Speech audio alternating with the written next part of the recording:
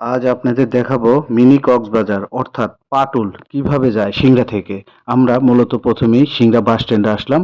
বাস স্ট্যান্ডে সারি সারি অটো, এখান থেকে একটি অটোর সাথে কথা বলবো এবং অটো ভাড়া নিয়ে আমরা পাটুলের উদ্দেশ্যে রওনা দিব। আমরা একটি অটোর সাথে কথা বললাম এবং একটি অটো রিজার্ভ নিয়ে আমরা সামনের দিকে এগুতে থাকলাম। আমরা বাস স্ট্যান্ড থেকে অটো ছাড়তেই আমাদের সামনে চোখে পড়লো বিশাল ব্রিজ। এটা মূলত আত্রাই নদীর উপরে ব্রিজ। ব্রিজটা অত্যন্ত সুন্দর এবং অনেক পুরাতন। আমরা ব্রিজের সৌন্দর্য দেখতে দেখতে সামনের দিকে এগিয়ে গেলাম। এগিয়ে যেতে যেতে হঠাৎ আমাদের সামনে চোখে পড়ল একটি বিশাল ভাঙা রাস্তা। কারণ সামনে ব্রিজের কাজ চলছে, তাই রাস্তার অবস্থা খুবই বেহাল। এখানে যে কোনো সময় একটি অ্যাক্সিডেন্টের দুর্ঘটনা ঘটতে পারে। তাই খুব সাবধানতার সহিত আমরা আস্তে আস্তে সামনের দিকে এগিয়ে যাচ্ছি। এগিয়ে যেতেই আমাদের চোখে হাতের বামে অনেক পানি, কারণ নতুন পানি আসছে এবং দূরে দেখা যাচ্ছে সুন্দর বিল্ডিং, ওটা মূলত হাইটেক পার্ক। আমরা ব্রিজের সৌন্দর্য এবং পানির সৌন্দর্য দেখতে দেখতে পৌঁছে গেলাম একটি ছোট্ট বাজারে। এখানে দেশীয় মাছ এবং শাকসবজি কেনাবেচা চলছে। অনেক ক্রেতা বিক্রেতার ভিড়। হঠাৎ যেতে যেতেই আমাদের সেই কাঙ্ক্ষিত জায়গা, যেখানে বলা হয় পাটুল ঘাট, আমরা চলে আসলাম সেই মিনি কক্সবাজারের ঘাটে। আমরা আস্তে আস্তে হাঁটতে হাঁটতে সামনের দিকে এগিয়ে যাচ্ছি এবং সৌন্দর্য দেখছি। দেখতেই মাঝির সাথে কথা বলে একটি নৌকা আমরা পুরো রিজার্ভ নিলাম এবং আকাশের আবহাওয়া খুব একটা ভালো না, বৃষ্টি যে কোনো সময় আসতে পারে। তাই আমরা খুব দ্রুত নৌকায় উঠে বসলাম এবং নৌকা এবং মাঝিকে বললাম, মাঝি ভাই আপনি খুব দ্রুত এখান থেকে চলুন আমাদের সেই গন্তব্যস্থলে। মাঝি তার নৌকা ছেড়ে দিল।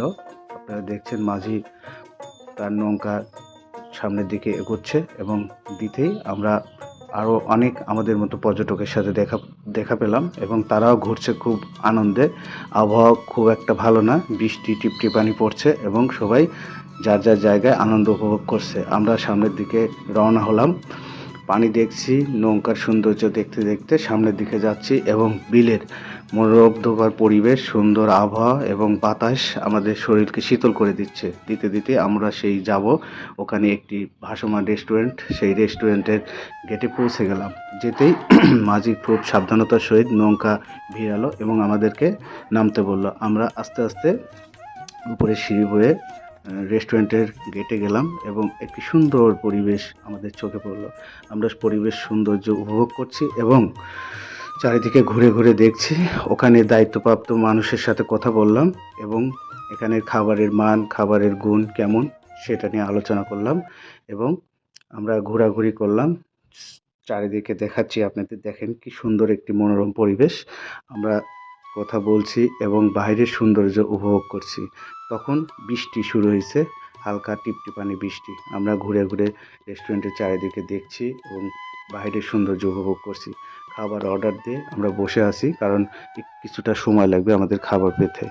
তো যাই হোক, গল্প করছি আর সৌন্দর্য উপভোগ করছি। আপনারা এখানে আসলে বুঝতে পারবেন এর সৌন্দর্য কত সুন্দর।